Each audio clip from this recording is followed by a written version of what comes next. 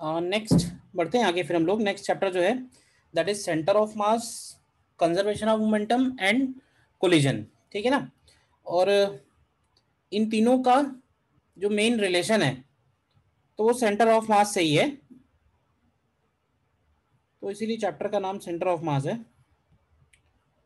अब centre of मास में सबसे पहला पार्ट जो हमें पढ़ना है वो है, पहला हेडिंग पड़ेगा that is calculation of centre of मास। ठीक है।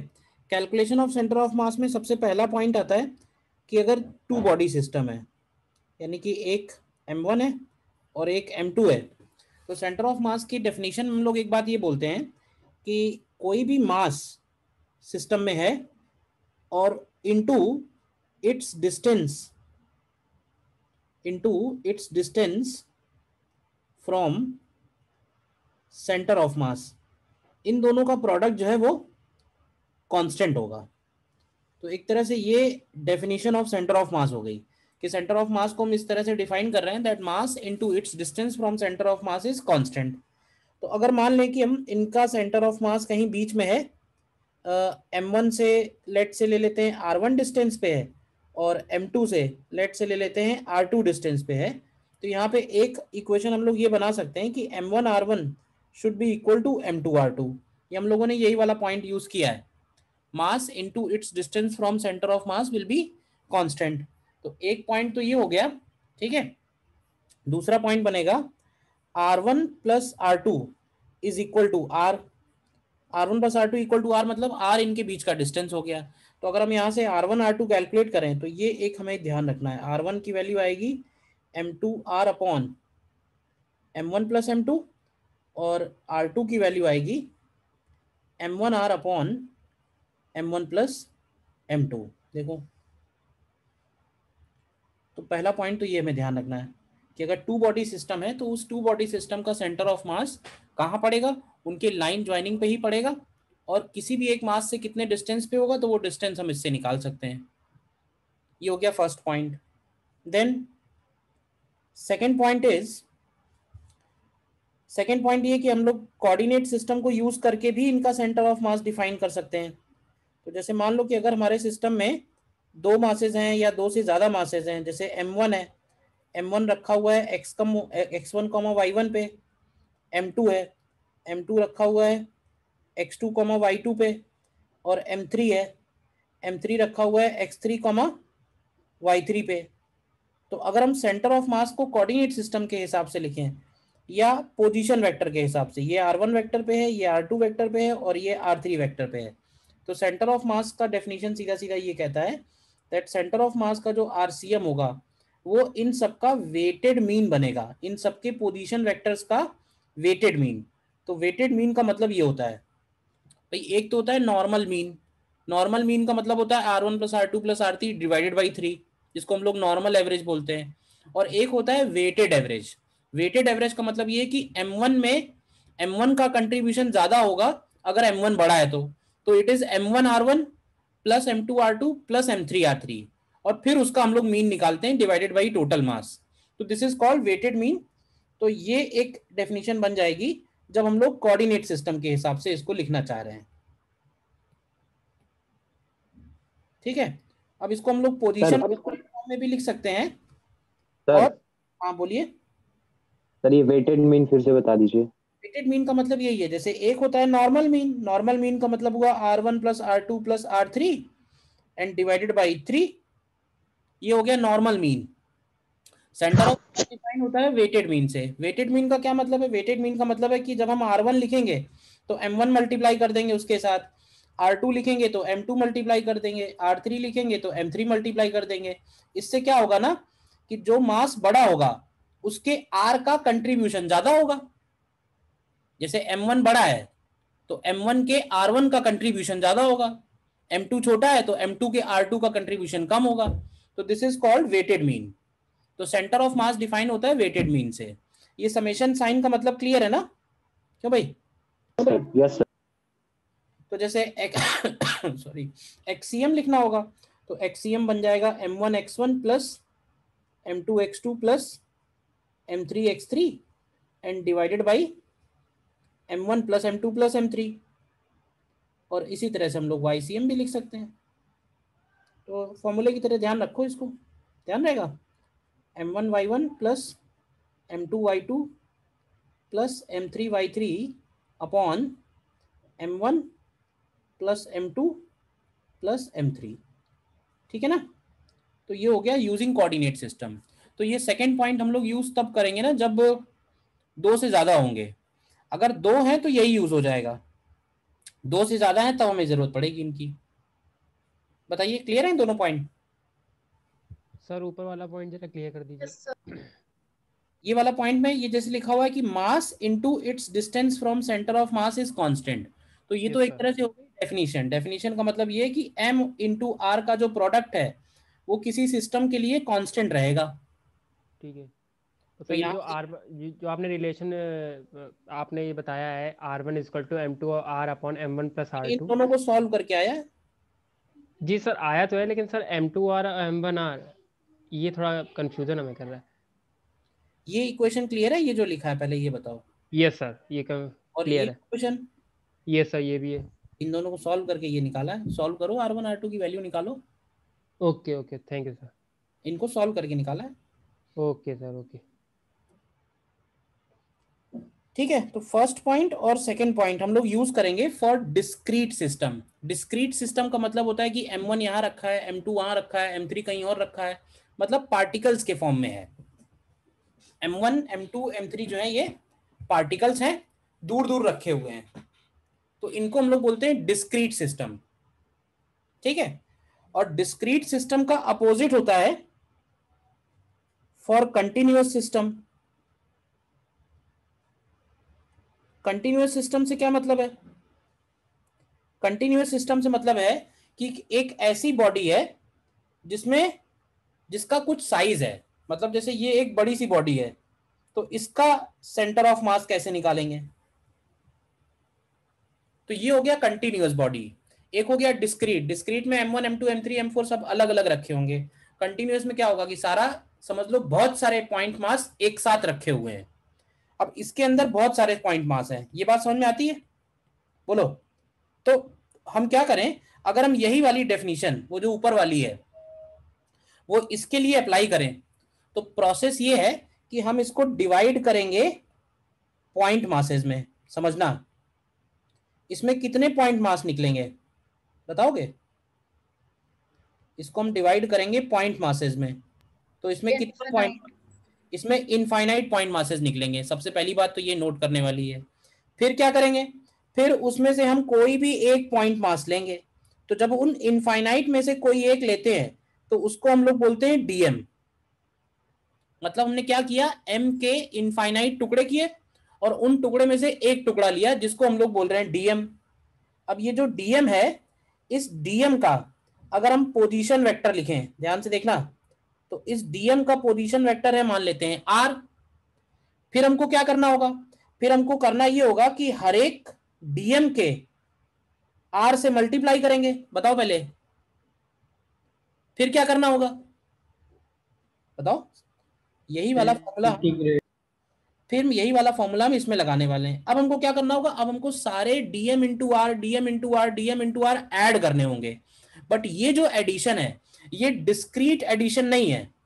जब हम लोग लिखते हैं summation, summation I equal to 1 से आई इक्वल टू n, तो इसको बोलते हैं डिस्क्रीट एडिशन। लेकिन जब यही किसी कंटिन्यूअस बॉडी पे लगता है तो यही समेशन बन जाता है इंटीग्रेशन। ये है डिस्क्रीट एडिशन, समझना ध्यान से। ये है डिस्क्रीट एडिशन और ये क्या है, ये है कंटिन्यूअस एडिशन। ये फर्क है दोनों में बस। बताओ ये फर्क क्लियर है या नहीं? सर क्लियर है। बस, तो हमें क्या करना है, अगर हमें आरसीएम चाहिए तो आरसीएम निकालने के लिए हम इसको इंटीग्रेट करेंगे। क्लियर। मीन निकालने के लिए हम नीचे इंटीग्रल डीएम करेंगे। तो यहां से हमको एक्सीएम मिलेगा। एक्सीएम का मतलब होगा integral X DM upon integral DM, और वाईसीएम का मतलब होगा integral Y DM upon integral DM. अभी यूज करेंगे और क्लियर हो जाएगा, नोट कर लो पहले फिलहाल तो। एक्स एक्सिस बना दो, वाई एक्सिस बना दो।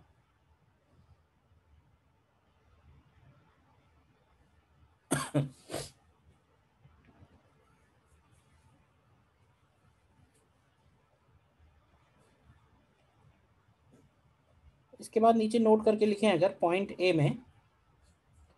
में हम लोग लिखेंगे कि फॉर सिमेट्रिक बॉडीज, या for symmetric objects, centre of mass lies at their respective geometric centers. Center of mass lies at their respective geometric center.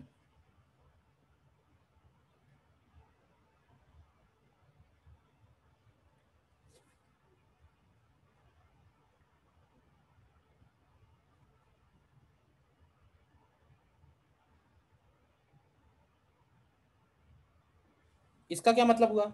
तो इसका मतलब ये हुआ कि जैसे मान लो कि कोई डिस्क है,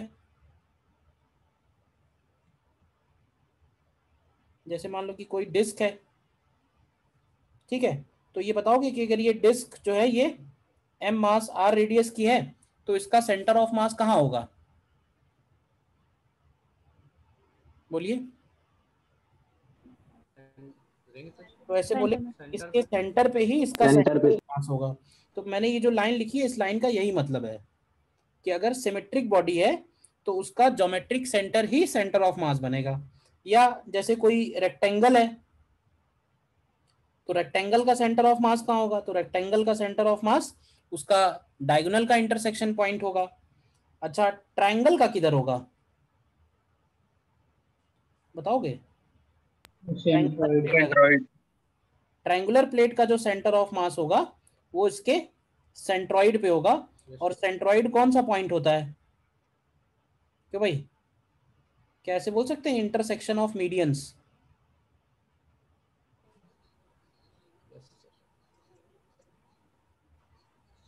इंटरसेक्शन ऑफ मीडियंस। देखो ये ऑब्जेक्ट्स तो वो हो गए जिनका सेंटर ऑफ मास हमें मालूम है एक तरह से, ठीक है, इनको निकालने की जरूरत नहीं है। कुछ ऑब्जेक्ट्स हैं जिनका हम निकालेंगे, और निकालने से ज़्यादा इंपॉर्टेंट है फिलहाल कि उनको हम याद रखेंगे। कौन कौन से हैं? क्योंकि वो थोड़े से अलग टाइप के ऑब्जेक्ट हैं। देखो कौन कौन से हैं। जैसे एक ऑब्जेक्ट है सेमी सर्कुलर रिंग,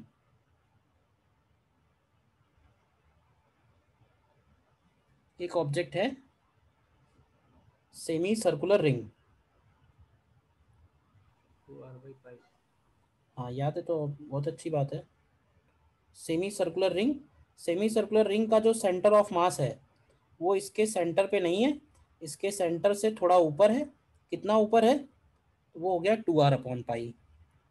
इसी तरह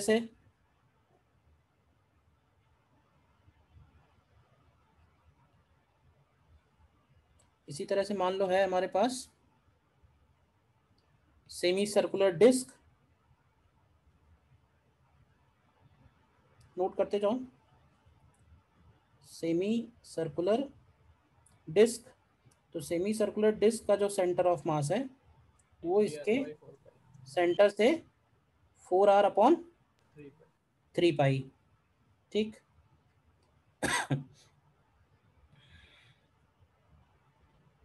इसी तरह से अगर हॉलो स्फेयर है,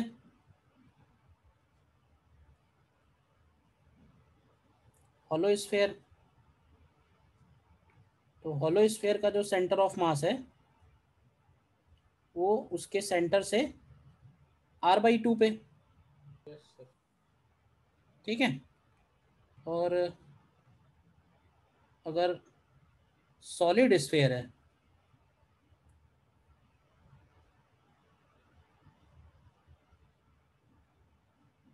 सॉलिड हेमी स्फेयर, तो सॉलिड हेमी स्फेयर का सेंटर ऑफ मास उसके सेंटर से 3r/8 पे है। और कोन अगर है, तो अगर हॉलो कोन है, हॉलो कोन के सेंटर ऑफ मास का जो हाइट है वो h/3 है, और अगर सॉलिड कोन है तो सॉलिड कोन के सेंटर ऑफ मास का जो y कोऑर्डिनेट है वो उसके बेस के सेंटर से h/4 है। तो इतने आपको याद रखने हैं, याद रहेंगे? तो भाई सर हाँ बोलिए।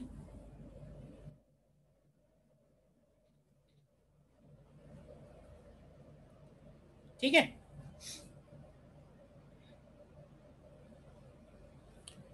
इसके बाद एक नेक्स्ट पॉइंट है, पॉइंट नंबर बी, जिसमें हम लोग बोलते हैं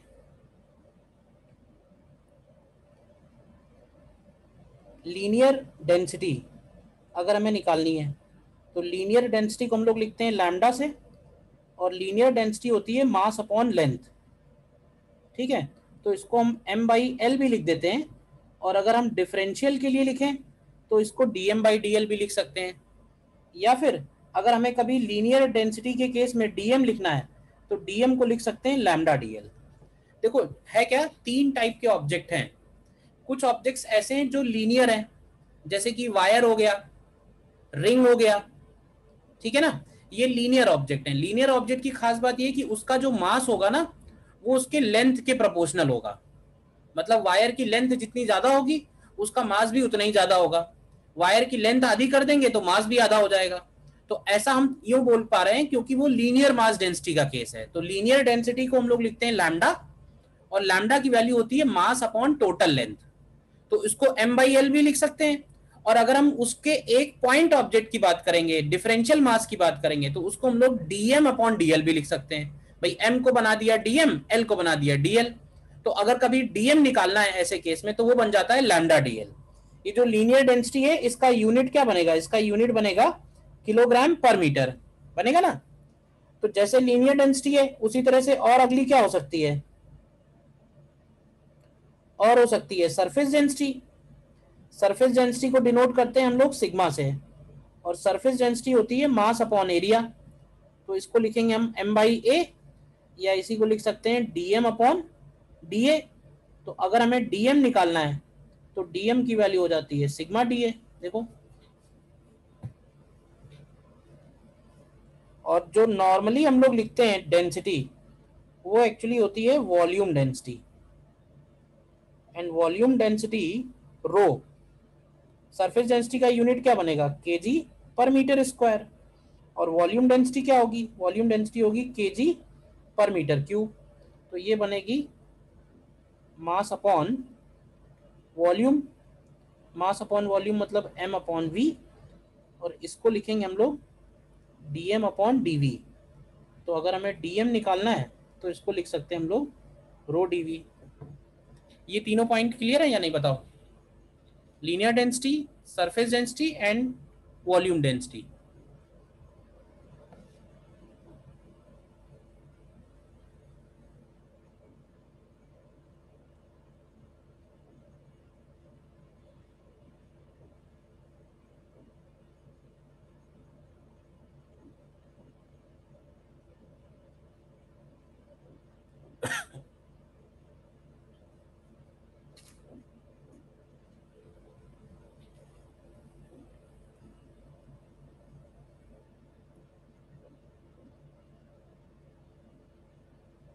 ठीक है, 2 minute sir, 2 minute sir.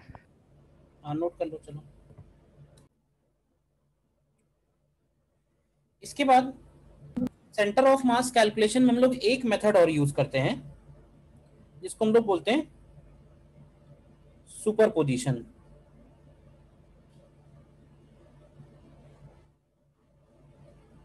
Principal.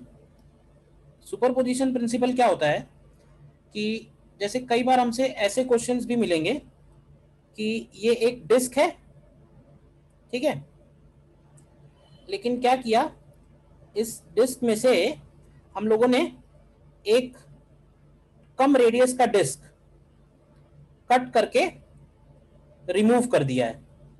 बात समझ में आई? मतलब पहले तो ये पूरा डिस्क था, उस डिस्क में से भी हमने एक r/2 रेडियस का डिस्क रिमूव कर दिया है। तो अब जो बचा हुआ पोर्शन है उसका सेंटर ऑफ मास क्या होगा, बचे हुए पोर्शन का। तो देखो सुपरपोजिशन प्रिंसिपल क्या होता है, हम लोग क्या करते हैं, हम इस डिस्क को बनाते हैं। डिस्क को कैसे बनाएंगे, तो देखो अगर हमें ये कट डिस्क बनानी है तो कट डिस्क को बनाने का तरीका ये होगा कि हम पहले क्या कंप्लीट डिस्क लेंगे, क्यों भाई, और इस कंप्लीट डिस्क में से क्या माइनस करेंगे वो छोटा वाला डिस्क। बताओ, अगर इस कंप्लीट डिस्क में से छोटा वाला डिस्क माइनस कर दिया जाए तो क्या वो होल वाला डिस्क बन जाएगा। ठीक है, कुछ लोग इसको नेगेटिव मास कॉन्सेप्ट भी बोलते हैं, ठीक है, वो अपना अपना बोलने का तरीका है। मैं इसको सिंपली बोलता हूँ कि बड़े में से छोटा माइनस कर दिया है। बताओ कोई डाउट इसमें। तो क्या करो, सबसे पहला काम तो तुम्हारा ये कि वो डायग्राम जरा केयरफुली बना लो, इसमें गड़बड़ नहीं होनी चाहिए। तो ये जो डायग्राम मैंने बनाया हुआ है ना, इसके पीछे जो कॉन्सेप्ट है इसको बोलते हैं सुपरपोजिशन प्रिंसिपल। सुपरपोजिशन का मतलब सिर्फ एडिशन नहीं होता है, सुपरपोजिशन में सब्ट्रैक्शन भी चलता है। तो एक्चुअली मैंने यहाँ पे सब्ट्रैक्ट कर दिया है, देखो तो है कि नहीं है। अब क्या करना है, अब हमको करना ये है कि हमें सेंटर ऑफ मास निकालना है इसका। तो एक काम करो, इन तीनों डायग्राम्स में एक्स एक्सिस और वाई एक्सिस बना लो। ध्यान रखना एक्स एक्सिस वाई एक्सिस बनाते समय कि तीनों डायग्राम्स में एक्स एक्सिस और वाई एक्सिस की जो रिलेटिव पोजीशन है वो एक जैसी होनी चाहिए। यानी जो हमने एक्स एक्सिस वाई एक्सिस लिया है वो बड़े डिस्क के सेंटर पे ओरिजिन है, तो तीनों डायग्राम में बड़े डिस्क के सेंटर पे होना चाहिए। दिख रहा है ये, बताओ। अब क्या करना है, अब करना ये है कि हमें इसका मास m1 लिखना है, इसका मास m2 लिखना है। तो ये बताओ इसका मास क्या लिखा जा सकता है, क्या इसका मास इसके एरिया के प्रोपोर्शनल होगा, बोलो। अगर ये डिस्क है तो ये हम लोगों ने डिस्क लिया है, तो डिस्क का जो मास होगा वो उसके एरिया के प्रोपोर्शनल होगा। तो m1 को हम लोग लिखेंगे सिग्मा इंटू इसका एरिया, एरिया यानी पाई आर स्क्वायर। m2 क्या लिखेंगे, m2 होगा सिग्मा इंटू इसका एरिया हो गया पाई आर स्क्वायर बाई 4। तो तुम चाहो तो सिंप्लिसिटी के लिए ऐसा भी कर सकते हो कि इसका मास m ले लो और इसका मास 4m ले लो, क्योंकि इस बात से फर्क नहीं पड़ेगा कि वो 4m है, ये m है या ये 3m है, ठीक है ना। हमें चाहिए रेशियो क्या है, तो इनके मास का जो रेशियो है वो 1:4 है, क्योंकि जो एरिया का रेशियो है वही मास का रेशियो है। ऐसे भी कर सकते हो। फिर आती है बात कि ये बताओ कि ये जो सिस्टम है इसका सेंटर ऑफ मास कहाँ पे पड़ेगा, क्या लगता है। ऐसे बोल सकते हैं कि ये वाली जो लाइन है इसी लाइन पे पड़ेगा, बताओ। Yes sir. तो इस लाइन को हम लोग बोलते हैं this is called symmetric line. अगर हम ये सिमेट्रिक लाइन ढूंढ लें तो हमारा काम आधा हो जाता है। आधा इसलिए क्योंकि हमें y निकालने की जरूरत नहीं है, हमें सिर्फ कौन सा कोऑर्डिनेट निकालना है, हमें सिर्फ x कोऑर्डिनेट निकालना है। हमको मालूम है कि इसका सेंटर ऑफ मास x पे ही कहीं पड़ेगा। तो अगला काम ये है कि इसका x कोऑर्डिनेट कितना होगा, इसके सेंटर ऑफ मास का और इसके सेंटर ऑफ मास का। तो इसका सेंटर ऑफ मास तो इसी के सेंटर पे है, यानी x हो गया 0। और इसका सेंटर ऑफ मास कहाँ है, इसका सेंटर ऑफ मास ओरिजिन के हिसाब से लिखें तो प्लस r/2 पे है। ये क्लियर है, बताओ ये x2 कैसे लिखा और x1 कैसे लिखा। एक और बार सर, एक और बार। x1 की वैल्यू इसका सेंटर ऑफ मास है, यानी ये जो डिस्क है इस डिस्क का सेंटर ऑफ मास कहाँ है, 0,0 ऑरिजिन पे। तो ये x1 की वैल्यू 0 हो गई। ओके। इसी तरह से इस डिस्क का सेंटर ऑफ मास कौन से कोऑर्डिनेट पे है, ये कोऑर्डिनेट क्या है, तो ये कोऑर्डिनेट है r/2, 0। तो हमें तो x लिखना है केवल, तो हमने x लिखा है केवल। Okay sir. ठीक, अब देखो, अब जो फॉर्मूला हम लोग पहले लगाते थे कि m1x1 plus m2x2 upon m1 plus m2, उस फॉर्मूले में हम थोड़ा चेंज करेंगे। चेंज ये करना है कि हम m1 में m2 ऐड थोड़े ना कर रहे हैं, क्यों भाई, हम तो m1 में से m2 हटा रहे हैं। तो हटा रहे हैं तो फॉर्मूले में भी हटा देंगे, माइनस यूज करेंगे, बस रख दो जरा, वैल्यू आ जाएगा आंसर। करो सॉल्व इसको।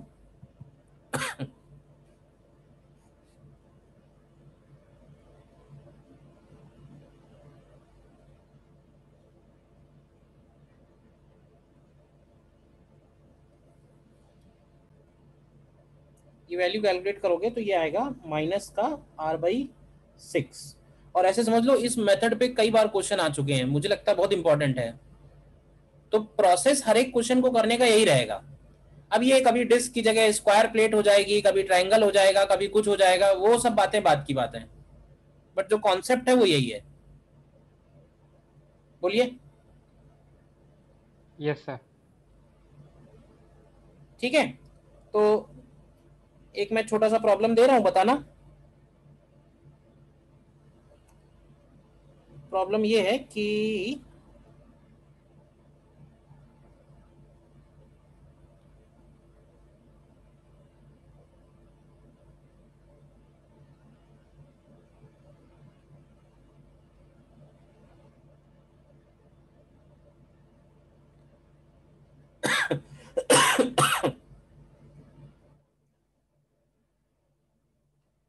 एक सॉलिड स्फीयर है, ठीक है, सॉलिड हेमी स्फीयर, और उस सॉलिड हेमी स्फीयर से हमने एक सॉलिड कोन को रिमूव किया है,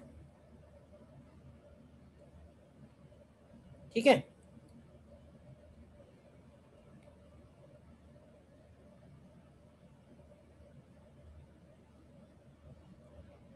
क्वेश्चन है a solid cone is cut out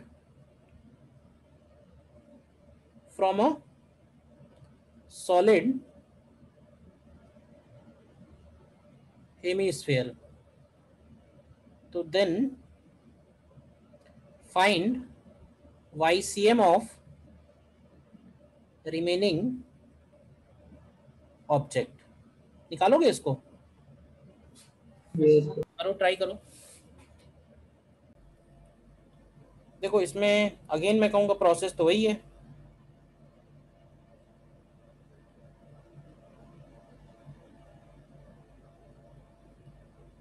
एक कंप्लीट स्फीयर के लिए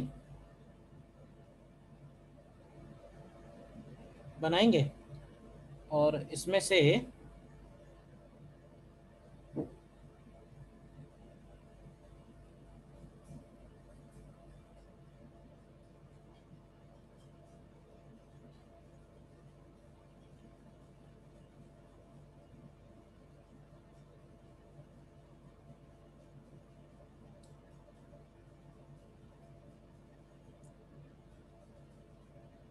सपोज ये कंप्लीट हेमीस्फीयर है और इस कंप्लीट हेमीस्फीयर में से हम लोग ये सॉलिड कोन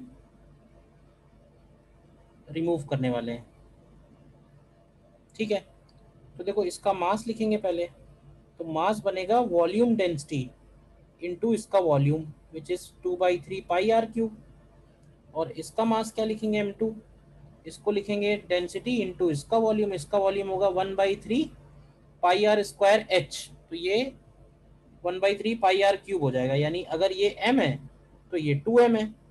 इसके बाद इसका y कोऑर्डिनेट कितना होता है, इसका y कोऑर्डिनेट होता है 3r/8 और इसका y कोऑर्डिनेट होता है r/4, h/4 पे होता है ना।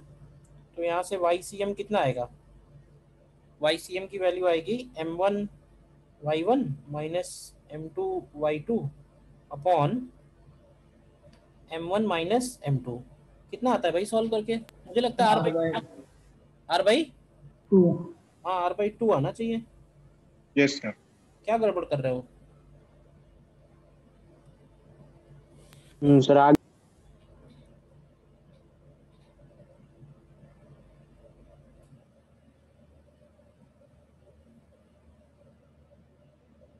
ठीक है, बोलिए।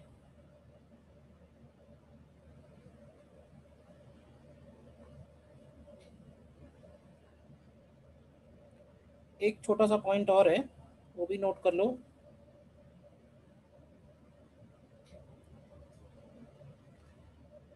उसमें ये बोलेंगे कि when a body is freely suspended then center of mass always lies below point of suspension. Center of mass always lies below point of suspension. क्या मतलब हुआ इसका? इसका मतलब ये है कि कोई भी बॉडी को जब हम सस्पेंड करेंगे फ्रीली किसी भी पॉइंट से, समझना ध्यान से, तो जब भी हम उसको सस्पेंड करेंगे ना, किसी भी पॉइंट से सस्पेंड करेंगे, तो उसका जो सेंटर ऑफ मास होगा बॉडी का, वो हमेशा उसी लाइन पे लाई करेगा जो लाइन उस सस्पेंशन पॉइंट से होकर पास हो रही है। क्यों ऐसा होगा? तो ऐसा इसलिए होगा क्योंकि उसका सेंटर ऑफ मास पे लगता है mg, और ये जो mg है इसका जो लाइन ऑफ एक्शन है वो ओ पॉइंट से ही होके पास होना चाहिए हमेशा। समझ में आ गई ये बात? बताओ, छोटा सा पॉइंट है। कोई भी बॉडी को जब हम फ्रीली सस्पेंड करते हैं तो उसका सेंटर ऑफ मास हमेशा उसी लाइन पे लाई करेगा जो सस्पेंशन पॉइंट से होकर गुजर रही है। अब बात आती है कि इसका यूज क्या होगा क्वेश्चंस में, तो देखना वो भी, इसका यूज क्या है।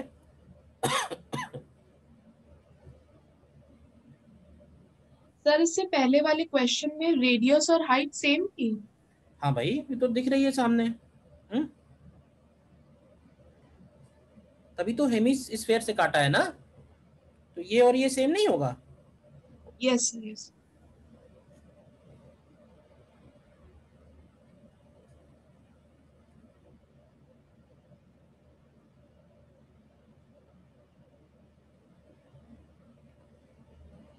रुको जरा, मुझे बना लेने दो पहले, फिर तुम ड्रॉ करना।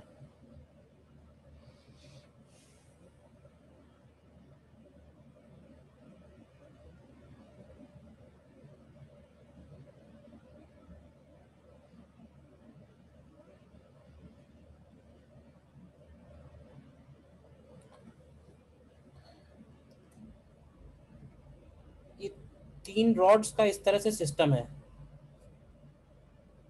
ठीक है। और क्वेश्चन ये है कि हमने इसको सस्पेंड किया हुआ है।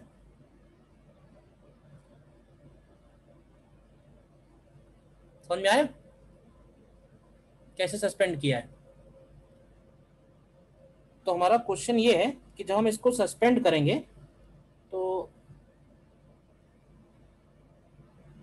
इक्विलिब्रियम में ये वाला एंगल क्या होगा? Find theta in equilibrium. समझ में आया क्या निकालना है? क्यों भाई? सर फ्रीली सस्पेंड कर दिया उसको, तो थीटा क्या होगा इक्विलिब्रियम में? करो ट्राई। ये 3 रॉड्स हैं, इक्वल लेंथ की होंगी और इक्वल मास की हैं। इनफैक्ट 45 तो तब होता जब ये क्या नाम है, पूरा स्क्वायर होता, नहीं होता? Yes sir.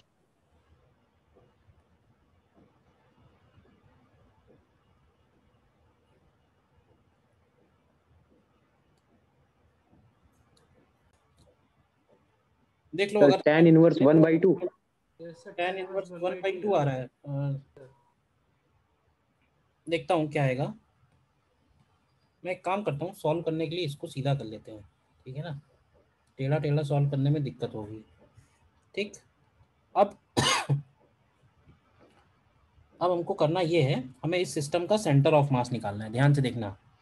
अब देखो, हर एक रॉड का जो सेंटर ऑफ मास होगा, क्या वो उसका रिस्पेक्टिव सेंटर होगा? ये बताओ, यस और नो। Yes sir. ठीक, तो हम ऐसे मान लेते हैं कि एक m यहाँ है, एक m यहाँ है और एक m यहाँ है। बोलो, अब ये बताओ कि ये जो दोनों आमने सामने वाले m हैं, इन दोनों का अगर हमें केवल सेंटर ऑफ मास लिखना हो तो कहाँ लिख सकते हैं? तो ऐसे बोल सकते हैं इन दोनों को हम इनके सेंटर पे ले सकते हैं 2m। बताओ, यस सर, यस सर। ठीक है। और ये 2m और ये वाला m, अब ये दो बॉडी बन गई, नहीं बन गई? तो अगर ये 2 बॉडी बन गया तो इनका जो सेंटर ऑफ मास होगा वो 2m से कितने डिस्टेंस पे होगा, r1 कितना होगा? तो r1 को हम वो 2 बॉडी वाले फॉर्मूले से लिख सकते हैं। तो ये हो जाएगा m into L/2 upon m plus 2m। ये फॉर्मूला क्लियर है कैसे लगाया, ये बताओ? Yes sir, yes sir. Yes sir, yes sir, clear है। L/6, बस काम हो गया। अब तुम क्या करो, हमको ये मालूम है कि ये जो सेंटर ऑफ मास है वो इस लाइन पे ही पड़ेगा, ये वाली लाइन पे, यस और नो? और हमें ये वाला एंगल थीटा निकालना है, बताइए। तो ये डिस्टेंस है L/2, ये डिस्टेंस कितना आएगा? ये डिस्टेंस आएगा L/2 प्लस L/6, तो ये कितना आ जाएगा 12/3। Yes sir. तो यहाँ से हम लोग लिख सकते हैं tan theta is equal to L/2 upon 12/3। तो एक्चुअली ये 12/3, तो ये 3/4 आ रहा है, यानी थीटा का वैल्यू 37 डिग्री आएगा। देखो कहाँ डाउट है सिंपल या टफ है, बताओ, बोलिए।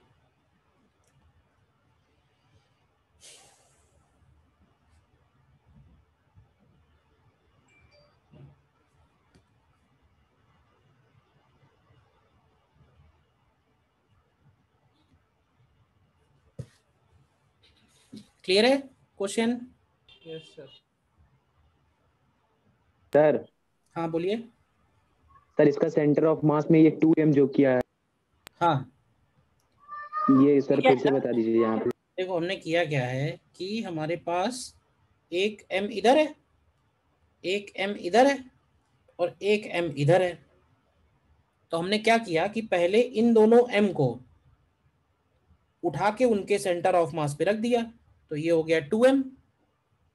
तो फिर हमारे पास एक 2m हो गया और एक m हो गया, और 2m और m के बीच में डिस्टेंस कितना है, L/2। L/2 और फिर इनका सेंटर ऑफ मास निकाला है, तो इनका सेंटर ऑफ मास यहाँ से r1 पे है, तो r1 को क्या लिखेंगे, m into r, what r upon m1 plus m2।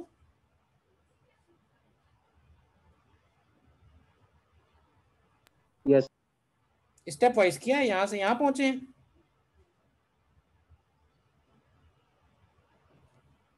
बताइए।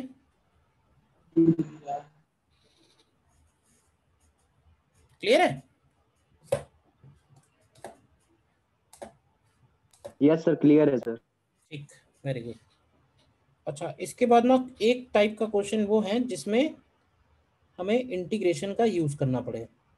तो जैसे मान लो कि ये एक नॉन यूनिफॉर्म डेंसिटी का रॉड है, नॉन यूनिफॉर्म डेंसिटी रॉड है। अच्छा, नॉन यूनिफॉर्म डेंसिटी का मतलब ये होगा कि इस रॉड की जो डेंसिटी है वो बदल रही है। देखने में तो रॉड एक जैसी है, लेकिन इसका जो डेंसिटी है, डेंसिटी का मतलब होगा लैम्डा। अब देखो क्वेश्चन में लैम्डा भी लिखा हो सकता है क्वेश्चन में रो लिख दे, क्वेश्चन में तो कुछ भी लिखा हो सकता है, बट हमें मान के चलना है क्योंकि रॉड है तो वो जो लैम्डा है वो लीनियर डेंसिटी होनी चाहिए। तो इसका लैम्डा हमको गिवन है, lambda naught 1 plus x upon L. तो ये जो फॉर्मूला दिया हुआ है, इस फॉर्मूले का मतलब ये एक्सप्रेशन ये बता रहा है कि अलग अलग एक्स पे लैम्डा की वैल्यू अलग अलग है, इसीलिए ये कैसी रॉड है, ये एक नॉन यूनिफॉर्म डेंसिटी का रॉड है। तो हमें इसका एक्सीएम निकालना है, कितना होगा, फाइंड एक्सीएम।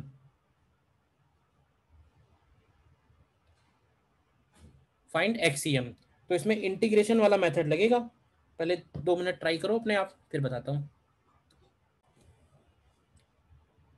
देखो जिनको प्रोसेस नहीं क्लियर है, प्रोसेस इसका ये है, सबसे पहले कि हम इस रॉड को डिवाइड करेंगे कितने पार्ट्स में, इनफाइनाइट पार्ट्स में, ठीक है। अच्छा, इनफाइनाइट पार्ट्स में डिवाइड करने के बाद हम एक ऐसे पार्ट को स्टडी करेंगे जो x डिस्टेंस पे है और उसका जो विड्थ है वो dx है। दिख रहा है एक छोटा सा टुकड़ा,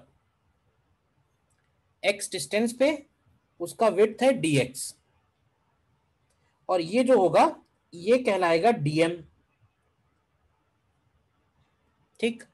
अब देखो ये लीनियर ऑब्जेक्ट है, तो लीनियर ऑब्जेक्ट में ऊपर मैंने dm की वैल्यू क्या लिखी हुई है, dm इक्वल टू क्या बनेगा, तो dm इक्वल टू बनेगा लैम्डा इंटू dl। लैम्डा की वो वैल्यू रखेंगे जो हमें दी हुई है प्रॉब्लम में, तो दी हुई है lambda naught 1 plus X by L, और dl की जगह लिखेंगे dx। dl की जगह क्या लिखेंगे, dl की जगह लिखेंगे dx, ठीक। अब ये बताओ कि ये जो dm है इसका सेंटर ऑफ मास कहाँ है, तो इसका सेंटर ऑफ मास तो वही है जहां ये खुद है, और ये खुद कहाँ है, ये खुद है x इक्वल टू एक्स पे।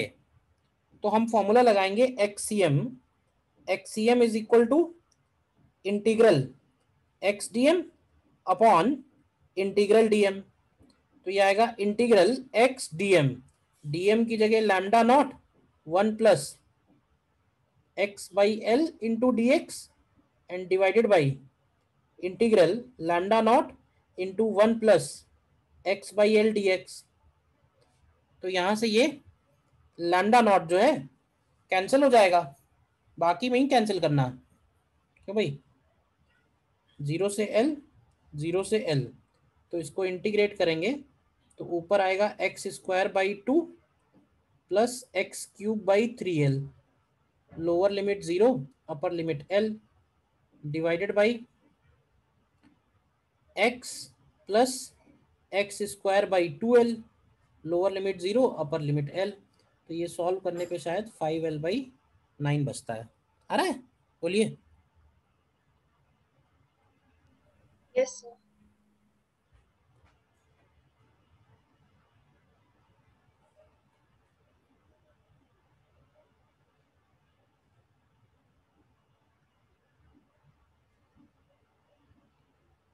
बोलिए।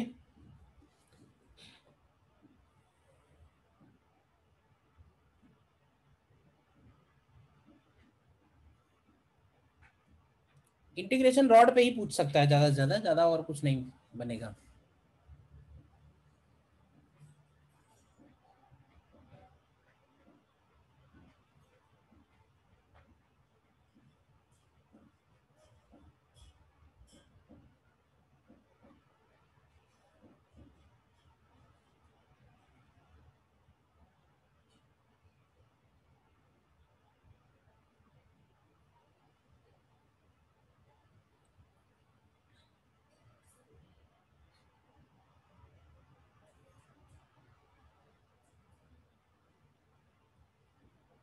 ठीक है, बोलो।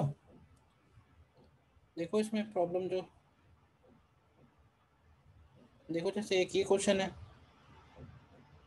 क्वेश्चन नंबर 34,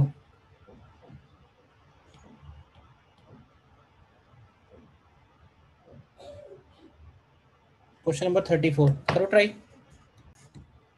आंसर इसका ए आएगा, और निकाल लिया कई लोगों ने, बोलिए। Yes sir. बताना है मुझे।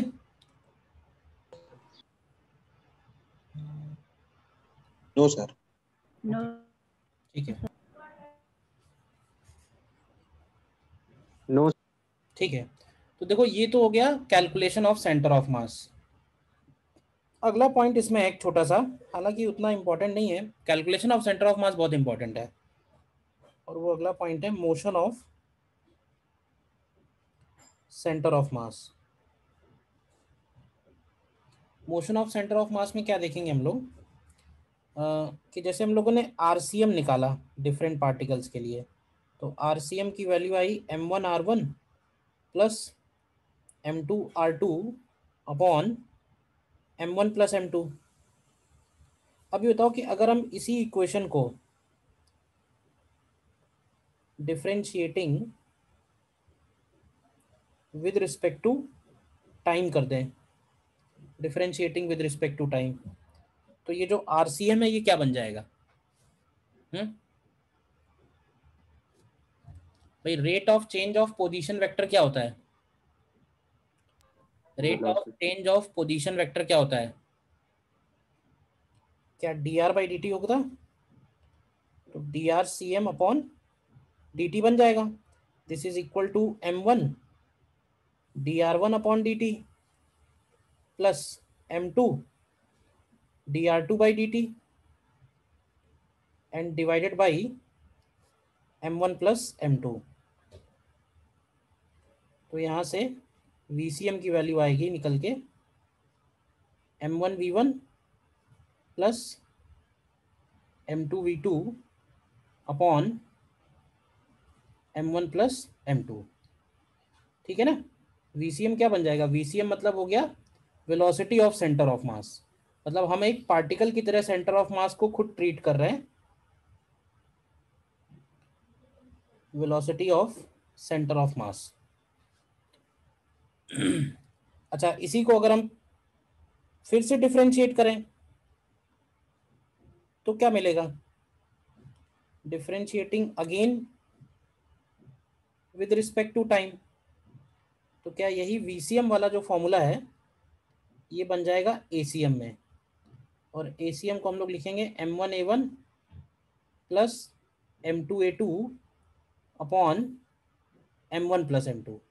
हालांकि ये जो ACM वाला फॉर्मूला है इसको हम ऐसे भी लिख सकते हैं भाई, m1a1 बन जाएगा F1, m2a2 बन जाएगा F2 upon m1 plus m2। तो ये हो जाएगा F net upon total mass. देखो F net upon total mass, बोलिए।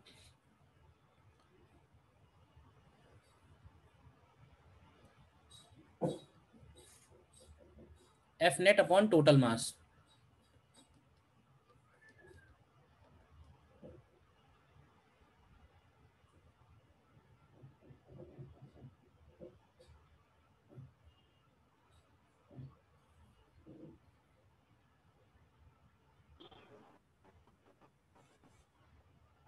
ठीक है, और एक्चुअली सेंटर ऑफ मास की डेफिनेशन यहीं से आई है।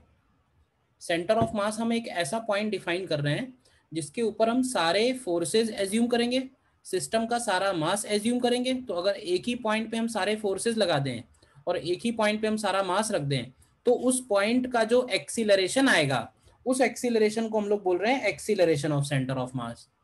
फिर इस इक्वेशन को इंटीग्रेट करके हम यहाँ पहुंचे हैं, और इस इक्वेशन को इंटीग्रेट करके हम लोग यहाँ पहुंचे हैं।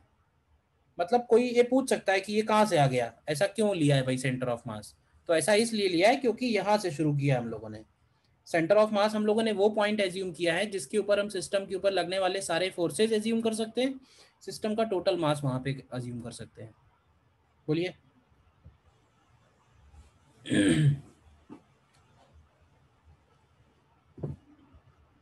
क्लियर है?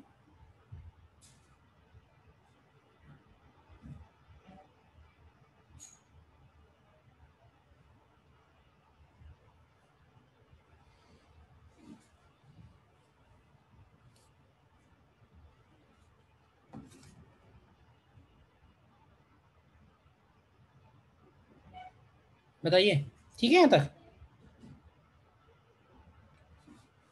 इसके बाद एक्चुअली क्या है, ये पूरा का पूरा जो चैप्टर है ये एक स्पेशल केस पे बेस्ड है, और वो स्पेशल केस ये है कि when net force acting on a system of particles is zero. When net force acting on a system of particles is zero, then momentum of system is always conserved. Conserve बोलो या फिर constant बोलो, एक ही मतलब है, conserved और constant. और इसी को हम लोग बोलते हैं, this is popularly known as law of conservation of momentum. ठीक है। और इस चैप्टर में जितने भी एप्लीकेशन आएंगे, चाहे वो एप्लीकेशन हो किसी बॉम्ब के एक्सप्लोजन का, या वो एप्लीकेशन हो दो पार्टिकल्स के कोलाइड होने का, वो सारे के सारे एप्लीकेशन इस एक लाइन पे ही बेस्ड हैं। उनका कॉन्सेप्ट यही है कि सिस्टम का मोमेंटम तभी कंजर्व होगा जब सिस्टम के ऊपर लगने वाले सारे एक्सटर्नल फोर्सेस जीरो हों। सारे एक्सटर्नल फोर्सेस का जो सम है, वो रिजल्टेंट है, वो जीरो होना चाहिए। ठीक है। इसको और एक्सप्लेन करना है तो ऐसे एक्सप्लेन कर सकते हैं मैथमेटिकली कि अगर एफ नेट जीरो है, तो अगर एफ नेट जीरो है तो बताओगे एसीएम के बारे में, एसीएम क्या होगा? क्या एसीएम जीरो होगा? और एसीएम जीरो का मतलब होगा वीसीएम कांस्टेंट। बोलिए, कोई डाउट है तो? एसीएम जीरो है, अगर किसी पार्टिकल का एक्सीलरेशन जीरो है तो इसका मतलब है कि उसका velocity of centre of mass constant है। और वीसीएम कांस्टेंट को हम लोग ऐसे लिख सकते हैं कि m1v1 plus m2v2 plus m3v3, मतलब जितने भी पार्टिकल हैं उस सिस्टम में, उन सबका ये सम निकाल के कांस्टेंट होना चाहिए। और ये जो कांस्टेंट होना चाहिए, इसी को हम लोग लिखेंगे p1 plus p2 plus p3 and so on equal to constant. देखो,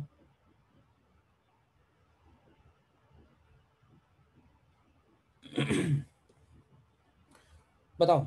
तो थ्योरी के नाम पे तो बस यही है जो तुम्हारे सामने तुम्हें दिख रहा है, जो बोलते हैं ना कि क्रस्ट यही है पूरे चैप्टर का। एग्जाम्पल्स बहुत सारे आएंगे, न्यूमरस एग्जाम्पल्स हैं, एक्सप्लोजन हो गया, कोलिजन हो गया, बट सबका मेन यही है, मेन पॉइंट यही है। सर लास्ट लाइन क्या समझाई थी आपने? कौन सा? यही मतलब कि कांस्टेंट हो गया हमारा वेलोसिटी, और वेलोसिटी कांस्टेंट है तो ये जो m1v1 है यहाँ से लिख दिया ना भाई, ओके। ये वैल्यू अगर कांस्टेंट है तो ऐसे बोल सकते हैं ना कि इसका न्यूमरेटर भी कांस्टेंट होगा। Yes sir. तो ये लिख दिया है, और यही तो मोमेंटम होता है। मोमेंटम का मतलब क्या है?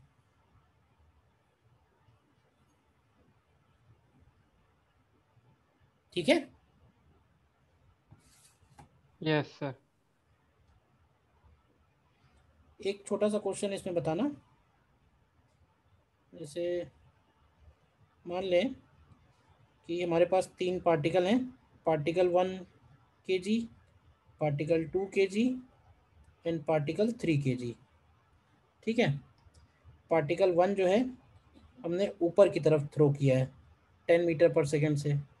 पार्टिकल 2 को हमने राइट साइड में थ्रो किया है 5 मीटर पर सेकेंड से। और पार्टिकल 3 को हमने नीचे की तरफ थ्रो किया है 5 मीटर पर सेकेंड से। तो हमें बताना है fine VCM and ACM, VCM and ACM just after they are thrown, just after they are thrown।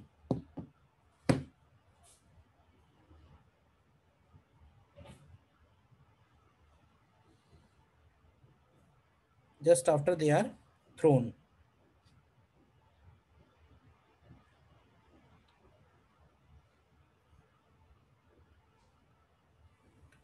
इसको करो ट्राई। देखो इसमें क्या करना है, ध्यान ये रखना है कि वो जो ऊपर वाले फॉर्मूले हम लोगों ने लिखे ना, वो फॉर्मूले सिर्फ और सिर्फ वेक्टर फॉर्म में ही एप्लीकेबल हैं। मतलब जब हम लोग v1 v2 v3 लिखेंगे ना, तो उनको वेक्टर फॉर्म में लिखेंगे, यानी आई कैप जे कैप कंसीडर करते हुए। तो जैसे अगर हम लोग VCM लिखें वेक्टर फॉर्म में, तो ये हो जाएगा 1 kg। अब 1 kg में मल्टीप्लाई करेंगे हम लोग 10 जे कैप का। फिर 2 kg में मल्टीप्लाई करेंगे हम लोग 5 आई कैप का।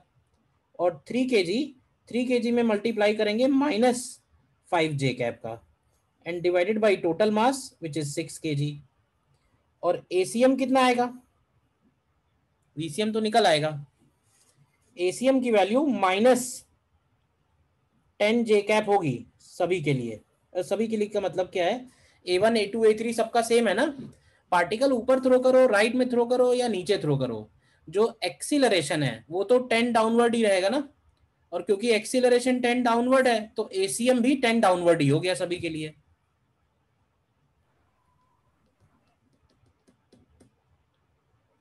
ठीक है, बोलिए। सर अगर Vx और Vy अलग से निकाले तो फिर ये तो गलत हो गया। Vx और Vy अलग से निकाले मतलब अलग से निकालोगे तो बाद में तो कंबाइन करोगे ना, नहीं करोगे। सर की अच्छा ओके। तो ये 5/3 आई कैप आ गया और -5/6 जे कैप। तुम Vx और Vy अलग अलग निकालो लेकिन बाद में तो कंबाइन करके लिखोगे। तो 5/3 आई कैप -5/6 जे कैप बनेगा आंसर। ठीक है, यस सर।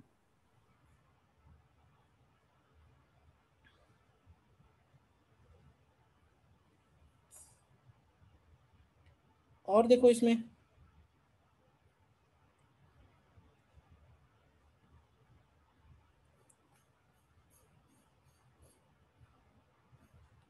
जैसे मान लो कि एक स्मूथ फ्लोर है,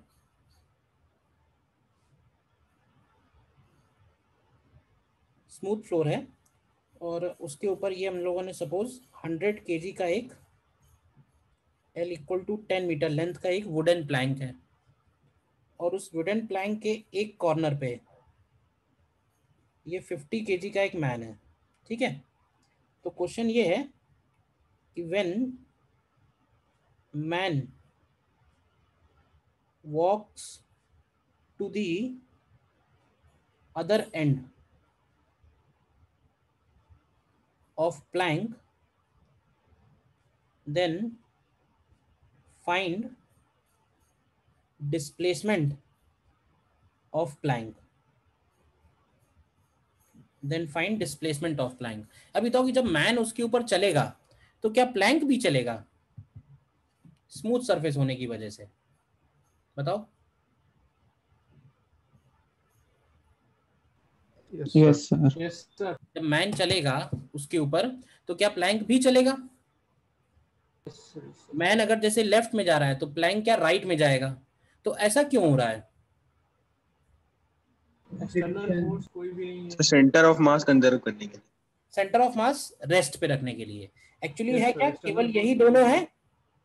तो इन दोनों का जहां भी सेंटर ऑफ मास होगा ना वो इन दोनों के ऊपर, भाई देखो जब ये इसके ऊपर चलना शुरू करेगा, मान लो जब ये इसके ऊपर चल रहा है आगे की तरफ, समझना, तो इस मैन के ऊपर ध्यान से देखना, इस मैन के ऊपर फ्रिक्शन लगेगा आगे की तरफ और इस प्लैंक के ऊपर फ्रिक्शन लगेगा पीछे की तरफ। ये कौन सा फ्रिक्शन है, ये वो फ्रिक्शन है जो वो पैरों से धकेल रहा है ना पीछे की तरफ। भाई हम लोग भी जब ग्राउंड में चलते हैं तो कैसे चलते हैं, हम ग्राउंड को पीछे की तरफ धकेलते हैं तो ग्राउंड से हमें आगे की तरफ फोर्स मिलता है।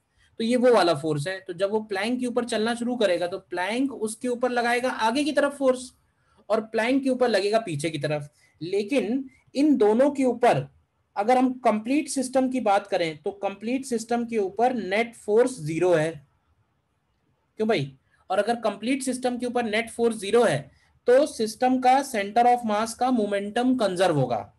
अब मोमेंटम कंजर्व को हम इससे कैसे रिलेट कर रहे हैं, तो देखो ध्यान से, फोर्स 0 है तो इसका मतलब है कि VCM जो होगा वो कांस्टेंट होगा और VCM कांस्टेंट, इस केस में तो VCM 0 है ना, पहले कोई चल रहा था क्या, दोनों ही रेस्ट पे थे, तो VCM 0 है और VCM 0 को हम लोग लिखेंगे कि displacement of centre of mass, displacement of centre of mass is 0।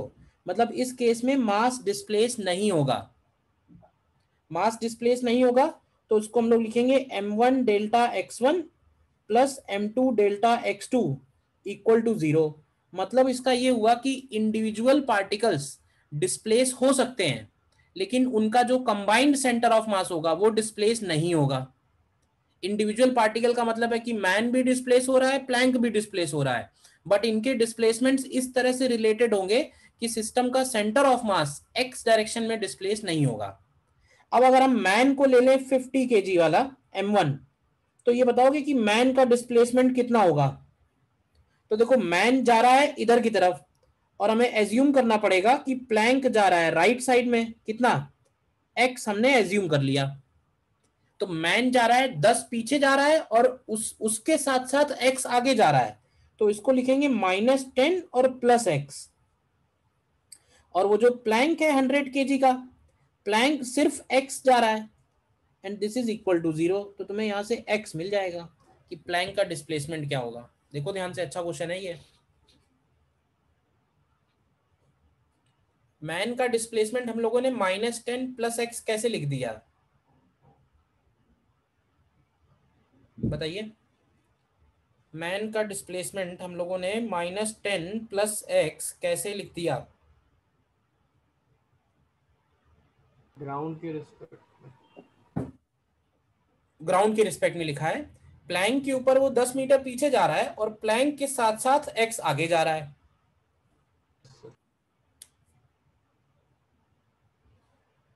या नहीं, बताइए। Yes sir.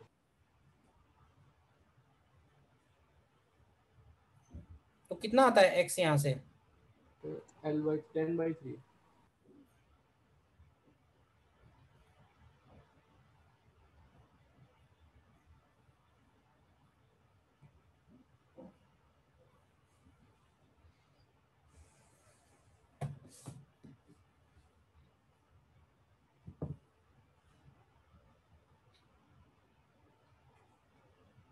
हाँ, ये जो x निकाला है ये ग्राउंड के रिस्पेक्ट में निकाला है, करेक्ट। फाइनली तो ग्राउंड के रिस्पेक्ट में ही लिया है।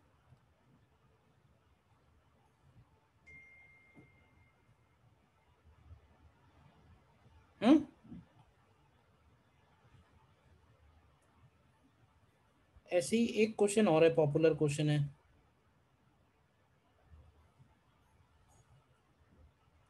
ये जैसे स्मूथ सरफेस है और इसके ऊपर कैपिटल M मास का ये प्लैंक है, वेज है, ठीक है। और इस वेज के ऊपर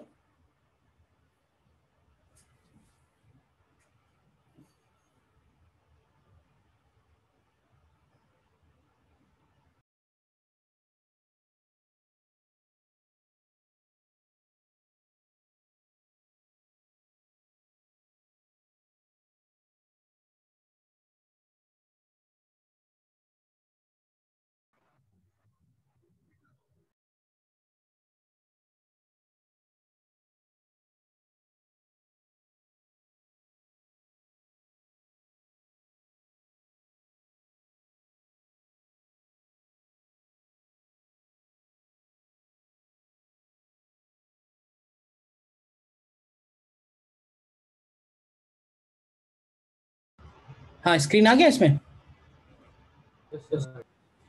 इसके ऊपर ये स्मॉल m रखा हुआ है और ये वाला सरफेस भी जो है वो स्मूथ है। तो हमको पता ये करना है कि what is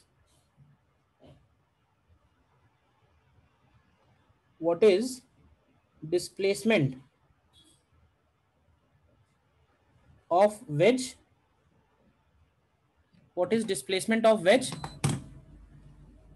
till small m reaches bottom। देखो, what is displacement of wedge till small m reaches bottom। अब यहां पे क्या हो रहा है कि small m नीचे आ रहा है और wedge पीछे की तरफ जा रहा है। देखो, इसको थोड़ा विजुलाइज करो। विजुलाइज ये करना है कि ये जो प्लैंक है, सॉरी जो वेज है, ये जा रहा है लेफ्ट साइड में। क्यों भाई? ये वेज जा रहा है लेफ्ट साइड में और ये वेज लेफ्ट में जा रहा है और ये जो स्मॉल m है ये आ रहा है नीचे की तरफ। देखो,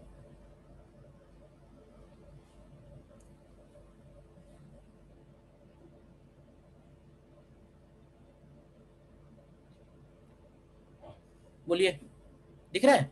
अब क्या है ना कि ये मान लेते हैं कि लेफ्ट में गया कितना डिस्टेंस, ये मान लेते हैं लेफ्ट में गया x डिस्टेंस।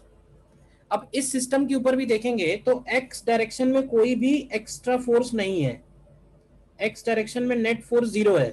तो हम यहाँ भी बोल सकते हैं कि x डायरेक्शन में displacement of centre of mass 0 है।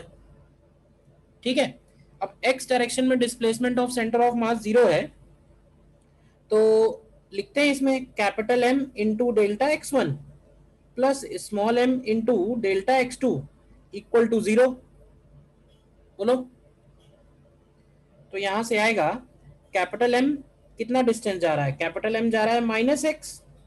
अच्छा, स्मॉल m कितना जा रहा है, तो स्मॉल m तुम ध्यान से देखो, तो ये जो डिस्टेंस आएगी ना हॉरिजॉन्टल वाली डिस्टेंस, तो ये डिस्टेंस आएगी h, ये वर्टिकल वाली h दी है, तो स्मॉल m आगे कितना गया, पीछे कितना गया, कॉट थीटा आगे गया वो, क्यों भाई, h कॉट थीटा आगे गया है और वेज के साथ साथ x पीछे गया है, तो x की value mh cot theta upon m plus m बनेगी। 10 नहीं होगा, कॉट होगा। बोलिए, ये जो बेस है ये कितना है, यहां से यहां का बेस लेंथ, तो ये base length h cot theta आएगा। बताओ, क्लियर है नहीं? Yes sir, yes sir, Yes, yes Y direction sir clear. हाँ, पूछने क्या पूछ रहे हो? तो वाई डायरेक्शन में नहीं करेंगे? वाई डायरेक्शन में नहीं करेंगे, क्योंकि है क्या ना, समझो ध्यान से भाई, इसके ऊपर नॉर्मल लग रहा है, mg लग रहा है, इसके ऊपर इधर से नॉर्मल लग रहा है, mg लग रहा है, और ग्राउंड से नॉर्मल लग रहा है।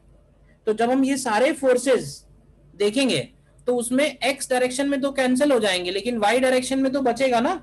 y डायरेक्शन में ग्राउंड से लगने वाला नॉर्मल बचेगा और y डायरेक्शन में m प्लस mg बचेगा, तो ये दोनों इक्वल है या नहीं है ये नहीं कह सकते ना पहले से। x डायरेक्शन में कोई भी फोर्स नहीं है, तो अगर x डायरेक्शन में नहीं है तो x डायरेक्शन में अप्लाई कर सकते हैं इसको हम लोग।